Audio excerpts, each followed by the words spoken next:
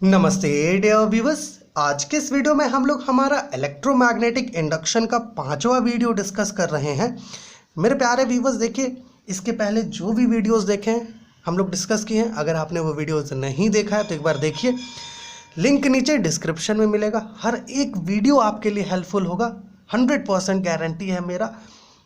देखिए आज का अपना टॉपिक है सेल्फ इंडक्शन। ओके, चूंकि हम लोग इलेक्ट्रोमैग्नेटिक इंडक्शन कंटिन्यू कर रहे हैं तो सेल्फ इंडक्शन, म्यूचुअल इंडक्शन, ये दोनों बड़ा ही इंपॉर्टेंट टॉपिक्स है। तो पहले ये समझने का कोशिश करते हैं कि सेल्फ इंडक्शन है क्या। यहाँ कई पॉइंट्स लिखे हैं, हर एक पॉइंट को देखेंगे, बट उसके पहले थोड़ा समझने का कोशिश करते हैं।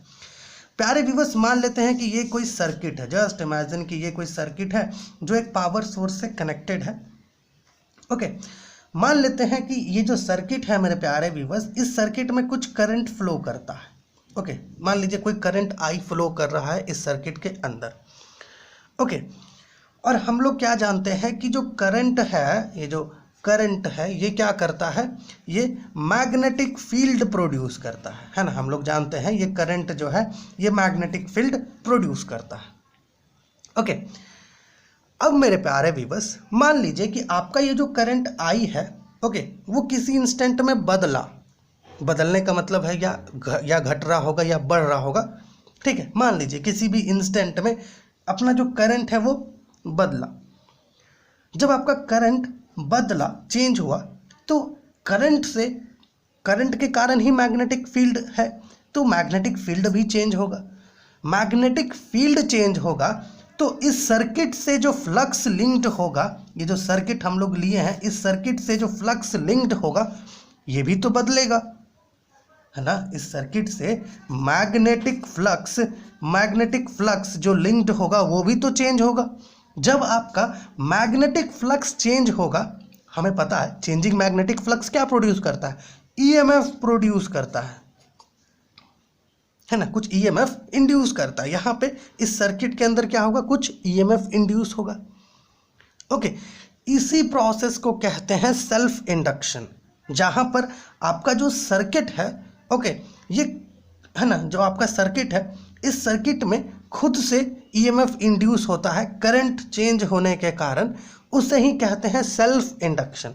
और यहाँ जो ईएमएफ इंड्यूस हो रहा है इसको कहते हैं back EMF. Okay, back EMF कहते हैं।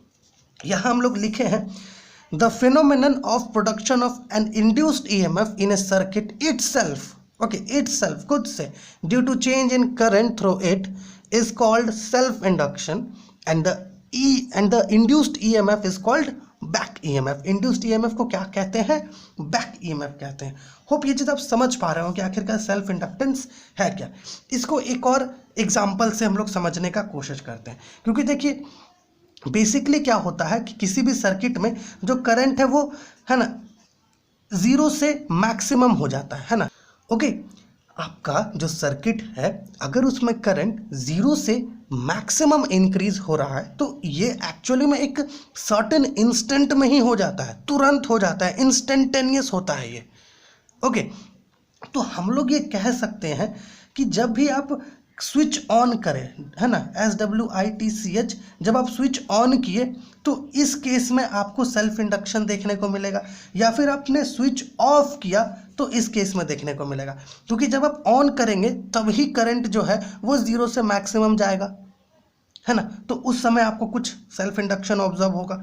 उसी प्रकार से जब आप ऑफ करेंगे तो करंट डिक्रीज होगा, मतलब मैक्सिमम से 0 जाएगा, है ना, तो उस समय भी सेल्फ इंडक्शन आपको देखने को मिलेगा। ये सारे पॉइंट्स लिखे हैं, इस सब को हम लोग देखेंगे अभी। थोड़ा यहाँ पर हम लोग एक सर्किट लेकर के थोड़ा थिंग को समझने का कोशिश करते हैं। ओके, जैसे मान लीजिए कि हम लोगों ने यहाँ पर एक सर्किट ले लिया। जस्ट इमेजिन कि ये एक कॉइल है जो अपना एक सर्किट से कनेक्टेड है, ये एक पावर सोर्स है। ओके, जस्ट इमेजिन ये पावर सोर्स है, ये टैपिंग की है, ठीक है, इसको टैप करेंगे तो इसमें करंट फ्लो करेगा। चलिए मान लेते हैं कि हम लोगों ने क्या किया, इस टैपिंग की को टैप किया। ओके, हम लोगों ने क्या किया, मान लीजिए इस टैपिंग की को टैप किया। जैसे ही हम लोग इस टैपिंग की को टैप करेंगे, होगा क्या, इस सर्किट में करंट बिल्ड होना शुरू होगा, है ना। ये जो सर्किट है, इस सर्किट के अंदर जो करंट है वो बिल्डअप होना शुरू होगा, इंक्रीज होना शुरू होगा। ओके, जीरो से मैक्सिमम जाना शुरू होगा, और ये चीज़ एकदम एक इंस्टेंट में ही हो जाता है, बहुत इंस्टेंटेनियस होता है। ओके, तो जो मैग्नेटिक फील्ड लिंक्ड होगा, ओके, या ऐसा कह सकते हो कि क्योंकि करंट फ्लो करेगा तो वो मैग्नेटिक फील्ड प्रोड्यूस करेगा। मान लीजिए 1 यूनिट करंट फ्लो किया तो ये कुछ मैग्नेटिक फील्ड प्रोड्यूस हुआ। जब दूसरा यूनिट पर पहुंचा तो मैग्नेटिक फील्ड का स्ट्रेंथ और बढ़ा। तीसरा यूनिट पर पहुंचा तो मैग्नेटिक फ्लक्स का है ना, फ्लक्स का जो स्ट्रेंथ है वो और बढ़ा। तो आप देख सकते हैं हर जगह पर क्या हो रहा है, आपका जो फ्लक्स होगा इस कॉइल से लिंक्ड वो क्या होगा, बदलेगा। इसके कारण क्या होगा, इस सर्किट में कुछ ईएमएफ इंड्यूस होगा। ओके, इस ईएमएफ को क्या कहते हैं, बैक ईएमएफ। और यहाँ जो प्रोसेस हो रहा है इसे क्या कहते हैं, सेल्फ इंडक्शन। ओके, अच्छा, जैसे अभी हम लोगों ने की को क्लोज कर दिया था, मान लीजिए की को ओपन किए तो इस केस में क्या होगा, जो आपका करंट है वो मैक्सिमम से जीरो जाएगा, है ना, मतलब डिक्रीज करने लगेगा। ओके, डिक्रीज करने लगेगा आपका करंट। इस केस में भी क्या होगा कि मैग्नेटिक फील्ड का स्ट्रेंथ डिक्रीज करेगा, जिससे कि जो फ्लक्स लिंक्ड होगा आपका कॉइल से वो, है ना, धीरे धीरे कम होने लगेगा। और यहाँ पर क्या हो रहा है, जो मैग्नेटिक फ्लक्स है वो चेंज कर रहा है, इसके कारण आपका जो सर्किट है, जो कॉइल है, इसमें कुछ ईएमएफ इंड्यूस होगा, है ना। होप जो सेल्फ इंडक्शन है उसे आप ग्रैप कर पाए होंगे, है ना। The phenomenon of the production of an induced EMF in a circuit itself due to change in current through it is called self induction and the induced EMF is called back EMF. okay, अच्छा देखिए, हम लोग ये पूरे चीज़ जो अभी तक discuss की, एग्जाम्पल वगैरह सब, इससे हम लोग एक चीज़ देख पा रहे हैं कि यहाँ पर जो मैग्नेटिक फ्लक्स एक्चुअली में है ये डायरेक्टली प्रोपोर्शनल है किस पर, करंट जो सर्किट में फ्लो करेगा, ठीक है ना। हमारा जो ये जो पूरा सेटअप है, इसको देख करके हम लोग ये नहीं कह सकते कि जो अपना मैग्नेटिक फ्लक्स है ये एक्चुअली में करंट से क्या है, करंट पर डायरेक्टली प्रोपोर्शनल है, क्योंकि अगर करंट बदला तभी मैग्नेटिक फ्लक्स बदलेगा, है ना। सो अगर हम लोग यहाँ पर ये प्रोपोर्शनैलिटी के सिंबल को हटा दें और यहाँ पर एक कांस्टेंट लगा दें, मान लीजिए एक कांस्टेंट L ले लिए, जहाँ पर ये कांस्टेंट जो है, ये L जो है, इसे कहते हैं हम लोग constant of proportionality, constant of proportionality, and this constant is called self inductance. okay, इस constant को हम लोग कहते हैं self inductance और coefficient of self induction कहते हैं। समझ पा रहे होंगे आप इस थिंग को, ठीक है। अपना फाई क्या है, आई पर डिपेंडेंट है ना, डायरेक्टली प्रोपोर्शनल है, तो प्रोपोर्शनैलिटी को सिंबल हम लोग तोड़ सकते हैं एक कांस्टेंट ऑफ प्रोपोर्शनैलिटी लगा के। सो यहाँ पर जो मैग्नेटिक फ्लक्स है वो आपका एल आई से इक्वल है, जहाँ पे एल क्या है, सेल्फ इंडक्टेंस कहते हैं एल को, या फिर कोएफिशिएंट ऑफ सेल्फ इंडक्शन कहते हैं, ठीक है। अच्छा, ये जो आपका सेल्फ इंडक्टेंस है या जो कोएफिशिएंट ऑफ सेल्फ इंडक्शन है, इसका जो यूनिट है वो है हेनरी। अब इसका यूनिट हेनरी क्यों है, इसका यूनिट हेनरी इसलिए है क्योंकि इसे जोसेफ हेनरी ने डिस्कवर किया था। ये जो अपना सेल्फ इंडक्शन का फिनोमिनन है, इसे जोसेफ हेनरी ने क्या किया था, डिस्कवर किया था, इसकी वजह से। ओके, तो यहाँ पर देखिए कई चीज़ें हम लोग लिख करके रखे हैं, इसे तो आप देख लिए होंगे। यहाँ पे देखिए लिखे हैं कि whenever the electric current flowing through a circuit changes, magnetic flux linked with the circuit also changes. As a result, an induced EMF is set up in the circuit. ये चीज़ तो हम लोग पहले ही बताएं।